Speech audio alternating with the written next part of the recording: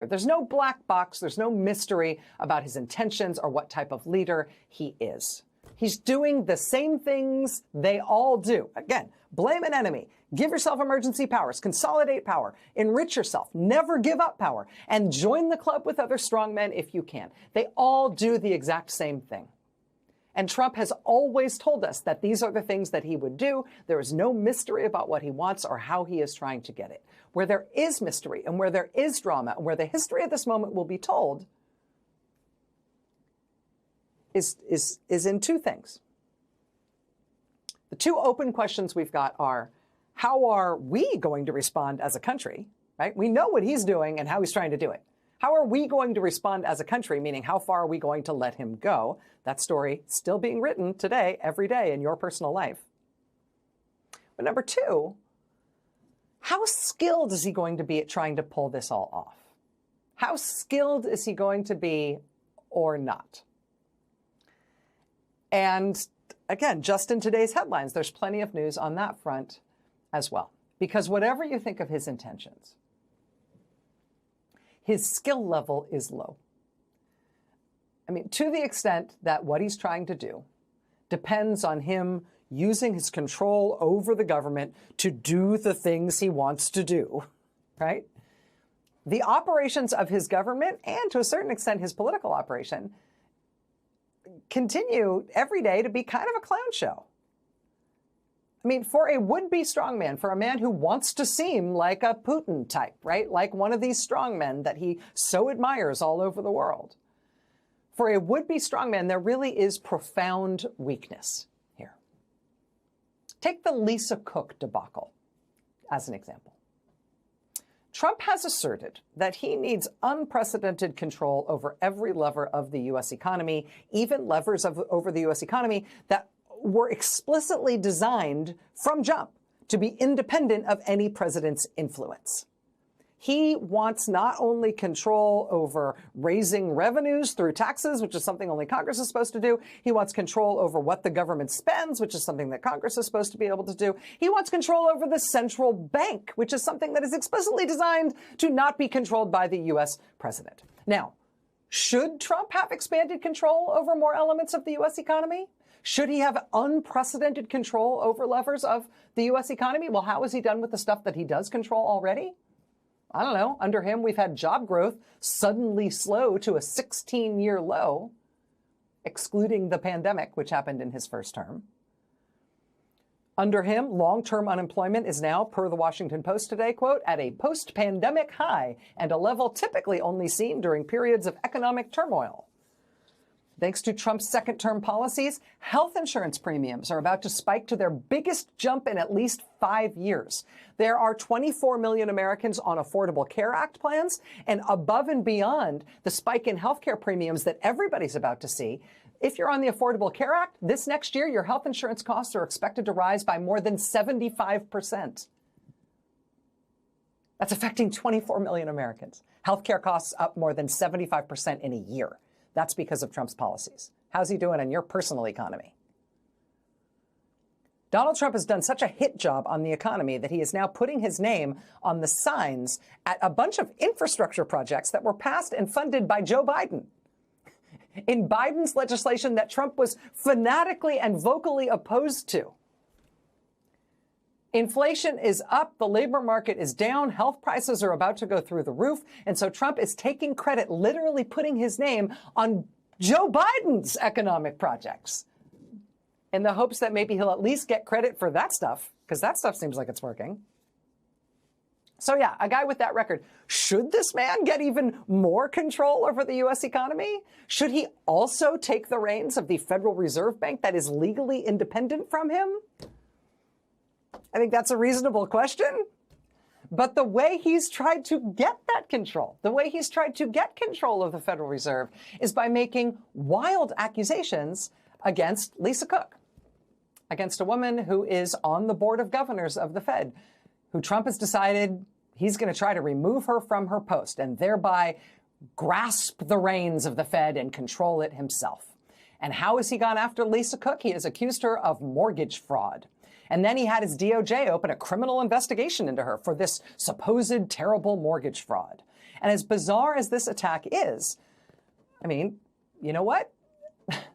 The details of it aren't working out for him. We first had reporting from ProPublica and Reuters that the thing for which Lisa Cook is being accused is not something for which people really ever criminally get charged.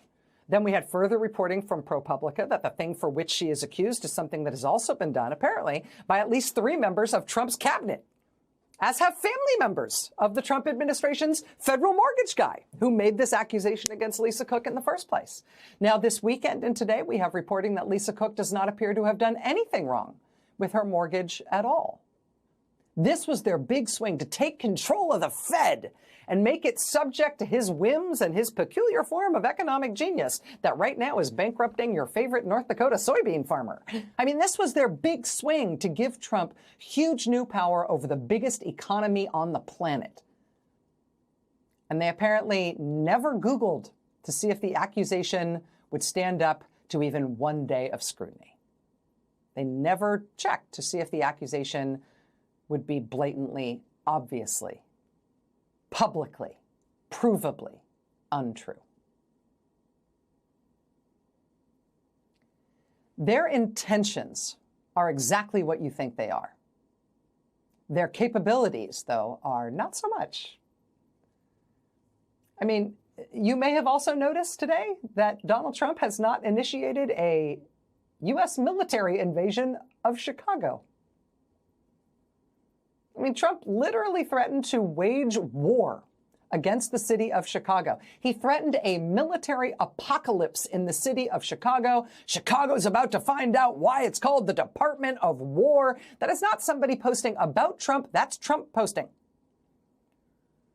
After making that threat, the mayor of Chicago and the governor of Illinois pushed back super hard, as did the people of Chicago, who said, no troops in our streets. And hey, wouldn't you know it, now Trump has lost interest, apparently, in mounting a military invasion of the city of Chicago. He's apparently not sending the troops there after all. And hey, if you are watching me right now and you are one of the people, one of the tens of thousands of people who went to those big peaceful protests and rallies and demonstrations against Trump's promised invasion of Chicago, congratulations, you did it. You stopped him. It worked. He did not send troops. He does not like being resisted. And when people resist him, more often than not, he stops what he's doing. You know who else has stopped him? Grand juries. The least romantic, least heralded part of our whole criminal justice system. Regular citizens. Every day we're getting more and more news about grand juries, regular citizens, who are doing something previously unheard of in the criminal justice system. They are refusing to hand down indictments against people the Trump administration is trying to charge in the cities that they have invaded. In Los Angeles first, and now every day in Washington, D.C., grand juries are saying no, they will not sign off on felony charges being brought against people who Trump's feckless and incoherent prosecutors are trying and failing to prosecute. And speaking of incoherent, Trump has now had to post a bowing and scraping apology for, having his immigration agents arrest and shackle and deport hundreds of South Korean workers who were apparently legally in the United States constructing a battery plant in the state of Georgia. Oops. Didn't mean to horrify and shock and insult one of our most important geopolitical and economic allies, getting their whole country up in arms against us, because we have built an abuse machine in the name of immigration enforcement that is a machine we can't control, and it just goes after anyone who looks foreign. And oops, did we do that? We didn't understand who they were or why they were here. We just arrested and chained them all. Oops, were we not supposed to do that? So now Trump has had to post this. He just posted this online. When foreign companies who are building extremely complex products, machines, and various other, quote, things come into the United States with massive investments, I want them to bring their people of expertise. I don't want to frighten off or disincentivize investment into America by outside countries or companies. We welcome them. We welcome their employees. Oops. Yeah, that's not what you've been doing. This is what you've been doing. This is not a welcome. Did you not know they were going to arrest all these people? Did the people doing the arresting know why they were arresting these people or who these people were? Was this part of a plan? You're not even a year into this term in office, and you already have no idea what your own government is doing. And you apparently can't stop it even when you do. Strong men want to seem strong. They say things all the time that are meant to create the impression that they're very powerful, very strong, they can do whatever they want. That does not mean that they are strong.